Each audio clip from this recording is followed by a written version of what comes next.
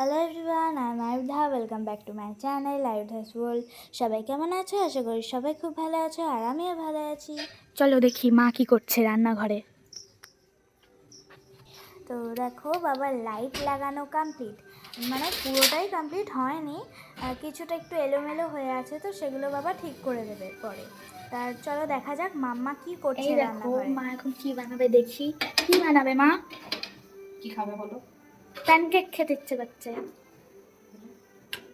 আমি কালকে মাম্মাকে বলেছিলাম আমার খুব প্যানকেক খেতে ইচ্ছে করছে, তো আমি এসে আজকে রান্নাঘরে দেখছি যে মাম্মা সত্যি সত্যিই প্যানকেক বানাচ্ছে। আর মাম্মা যে ব্যাটারটা বানিয়েছে সেটার ভেতরে দিয়েছে 4 কাপ ময়দা, 3টে ডিম, পেঁয়াজ কুচি, লঙ্কা কুচি, ধনেপাতা কুচি, স্বাদ মতন নুন, গোলমরিচ গুঁড়ো আর সামান্য চিনি। মাম্মা প্যানটা বসিয়ে গরম করে তারপর সামান্য একটু তেল দিয়ে তারপর ব্যাটারটা গোল করে দিয়ে দিল। এটা তো করতে বেশি সময় লাগে না, ওই একবার উল্টে দিলেই হয়ে যায়। আর এটা যখন মামা ফার্স্ট করেছিল সেটাই আমি আগে খেয়ে দেখে নিয়েছিলাম, তো খুব টেস্টি লাগছিল। তারপর আমি পরপর 2-3টে করে খেয়েছি, দাদাও খেয়ে বলছিল খুব সুন্দর হয়েছে। সবাই এটাকে প্যানকেক বলে, কিন্তু মামা বলছিল এটাকে গোলা রুটিও বলে।